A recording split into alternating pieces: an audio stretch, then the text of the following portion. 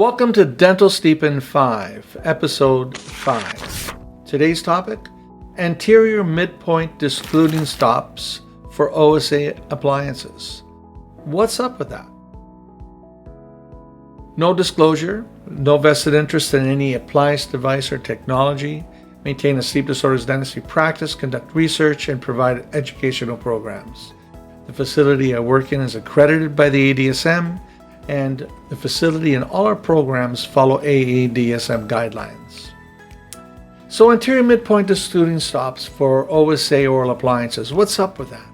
The question you may be asking is, does absence of posterior support lead to TMJ problems? Well, the answer is no.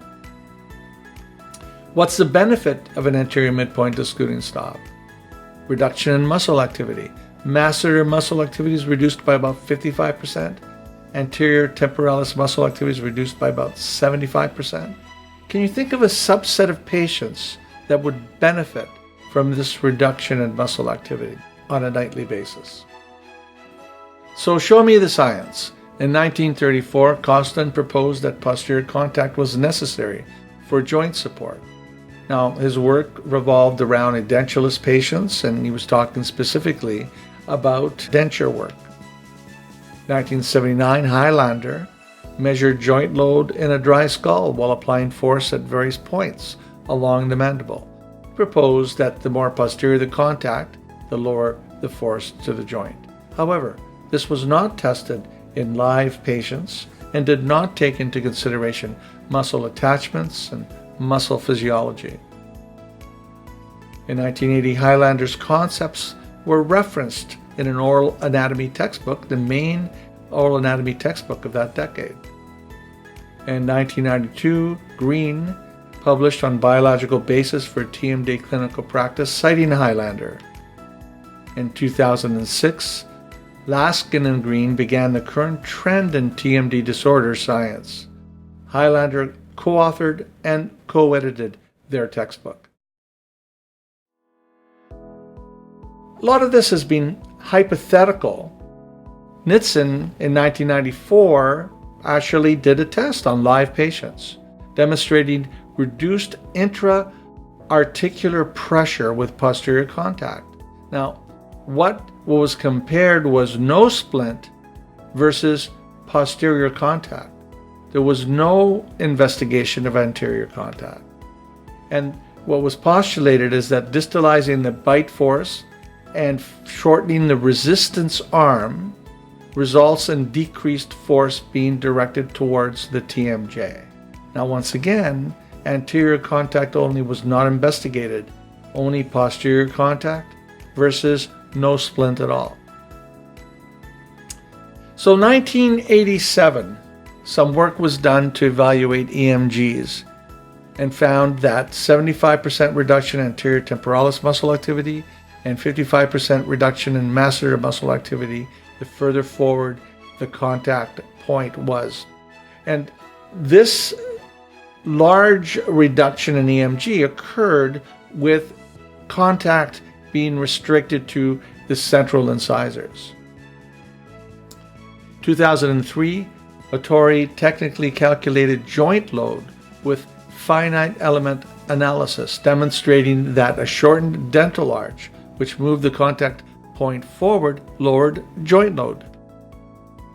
2007, Bad Hansen demonstrated reduced EMG with anterior midpoint discluding stops. 2008, Stapleman did a literature review which demonstrated muscle forces reduced with anterior contact.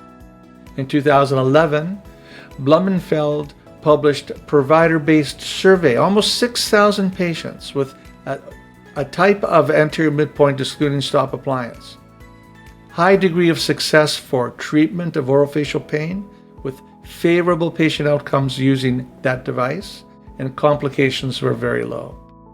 In 2018, Reisman published a multi-site prospective observational study with mean follow-up about 7.9 years, 345 patients with at least one baseline TMJ issue.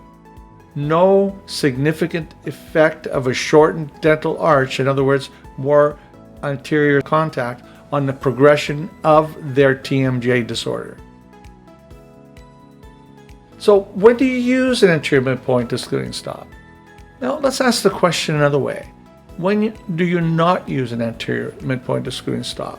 When you're okay with increased masseter muscle activity and increased temporalis muscle activity. So once again, can you think of a subset of patients that might benefit from having a reduction in the muscle activity for these particular muscles? One caveat: pressure on lower anterior teeth. The ramp design or the stop design is critical. The force vectors need to run along the long axis of the lower teeth. If you have a ramp built where the force vectors are on an angle, it could result in mobile teeth, could result in sensitivity, even bone loss left long term. So you want to make sure the appliance ramp is built and continues to apply the forces along the long axis of the tooth with continued advancement. So some cautions: weak anterior dentition, could be periodontally compromised, heavily restored, vulnerable restoration, short roots. You can use an anterior midpoint discluding stop in all of these cases, but use it cautiously. So this feature can be added to many different oral appliance designs. It lends itself well to the dorsal style appliances. Here you see a Somnomed. Could be done in a Respire. It can be done on the ProSomnus dorsal appliances, or pretty well any dorsal appliance. If you look at the TAP appliance, it's by default an anterior midpoint discluding stop if you leave off the posterior contact. I mean, my default TAP appliance does not include posterior support.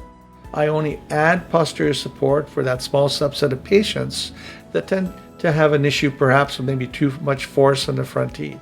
Nylon appliances, the DSET appliance, you can place anterior midpoint discluding stop. Most appliance companies will accommodate that request. Can be very useful when there's a history of heavy sleep bruxism.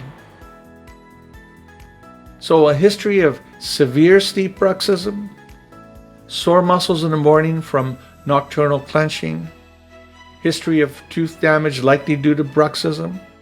These are all reasons to consider an anterior midpoint discluding stop in your next appliance. I'd like to acknowledge Dr. Barry Glassman and Dr. Don Malizia for educating me on the concept of anterior midpoint discluding stops over the last years, and Dr. Don Malizia for his recent discussions with me in helping to prepare today's video. Thank you and sweet dreams.